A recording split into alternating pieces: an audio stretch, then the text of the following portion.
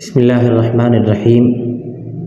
قال اللہ تبارک و تعالی حرمت علیکم امہاتکم و بناتکم، صدق اللہ العظیم۔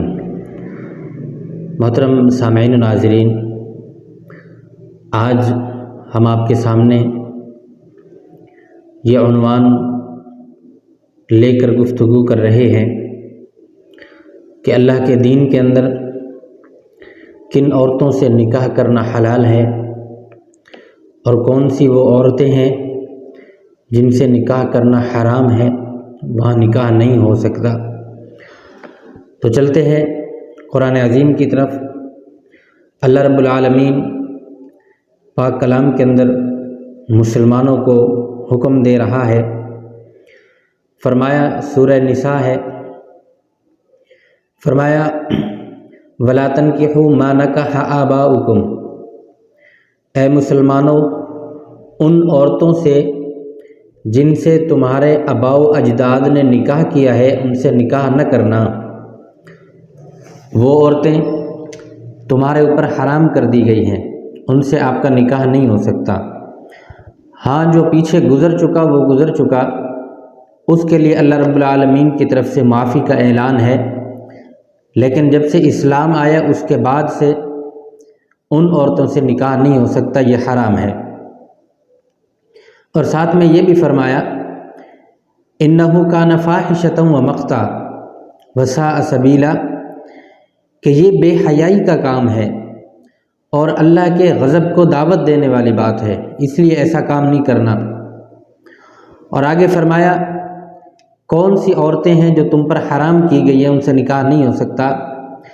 سب سے پہلے حرمت علیکم امہاتکم، تمہاری مائیں تمہارے اوپر حرام ہیں، ان سے آپ نکاح نہیں کر سکتے۔ وبناتکم، اور تمہاری بیٹیاں تم پر حرام ہیں، تم اپنی سگی بیٹیوں سے نکاح نہیں کر سکتے۔ واخواتکم، تمہاری بہنیں تم پر حرام کی گئی ہیں، تم اپنی بہنوں سے نکاح نہیں کر سکتے۔ وعماتکم، اور تمہاری پھوپھیاں جو آپ کے والد کی بہنیں ہیں وہ تم پر حرام کی گئی ہیں۔ وخالاتکم، تمہاری ماں کی جو بہنیں ہیں وہ بھی تم پر حرام کی گئی ہیں۔ وبنات الاخی، آپ کے بھائی کی بیٹیاں یعنی بھتیجیاں وہ تم پر حرام کی گئی ہیں، ان سے نکاح نہیں ہو سکتا۔ وبنات الاختی، بہن کی بیٹیاں بھانجیاں تم پر حرام کی گئی ہیں۔ وَأُمَّهَاتُكُمُ اللَّاتِي أَرْضَعْنَكُمْ، جن عورتوں کا تم نے بچپن میں دودھ پیا ہے، پیدائش ان کے بطن سے نہیں ہے، صرف دودھ پیا ہے، رضائی ماں جس کو رضائی ماں کہتے ہیں، رضاعت، وہ ماں بھی تمہارے اوپر حرام ہے، اس کے ساتھ آپ نکاح نہیں کر سکتے۔ وَأَخَوَاتُكُم مِّنَ الرَّضَاعَةِ، اور جو آپ کی دودھ شریک بہنیں ہیں، رضائی بہن جس کو کہتے ہیں، یعنی ایک عورت کا لڑکے نے دودھ پیا ہے، لڑکی نے بھی پیا ہے، تو یہ دونوں رضائی بہن بھائی ہیں، چاہے ان کے والدین الگ الگ ہوں، ان دونوں کا نکاح نہیں ہو سکتا۔ قرآن عظیم کہہ رہا ہے وَأُمَّهَاتُ نِسَائِكُمْ، تمہاری جو پہلے بیویاں ہیں ان کی مائیں یعنی تمہاری ساس، اس سے آپ کا نکاح نہیں ہو سکتا۔ وَرَبَائِبُكُمُ اللَّاتِي فِي حُجُورِكُمْ مِنَ النِّسَائِكُمُ اللَّاتِي دَخَلْتُمْ بِهِنَّ، اور جو بیٹیاں تمہاری پرورش میں ہیں تمہاری ان بیویوں سے جن کے ساتھ تم صحبت کر چکے ہو، تو اس لڑکی سے بھی آپ کا نکاح نہیں ہوگا۔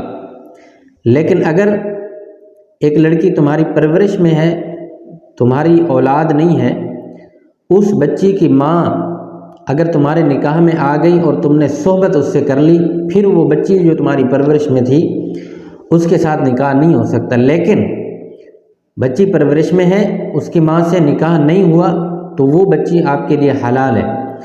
اور اگر اس کی ماں سے تم نکاح کر چکے ہو لیکن صحبت نہیں کی، خلوت صحیحہ جسے کہتے ہیں، وہ آپ نے نہیں کی، پھر بھی اس بچی سے آپ نکاح کر سکتے ہو۔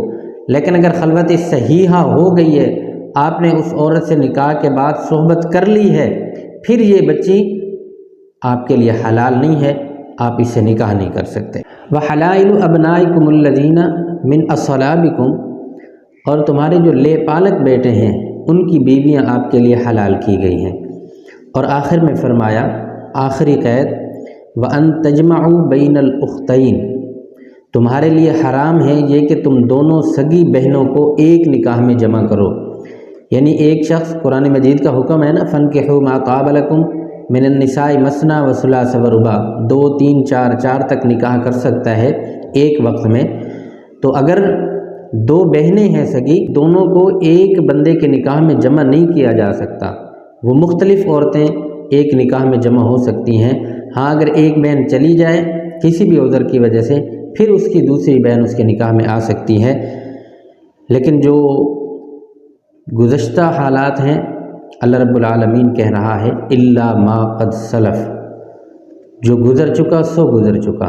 اب اسلام آ گیا ہے، اب دین آ گیا ہے، اب ان رشتوں کا خیال کرنا ضروری ہے۔ دعا ہے اللہ ہمیں رشتوں کی قدر کرنے کی توفیق نصیب فرمائے، اور اللہ رب العالمین ہمیں دین حق پر عمل کرنے کی توفیق نصیب فرمائے۔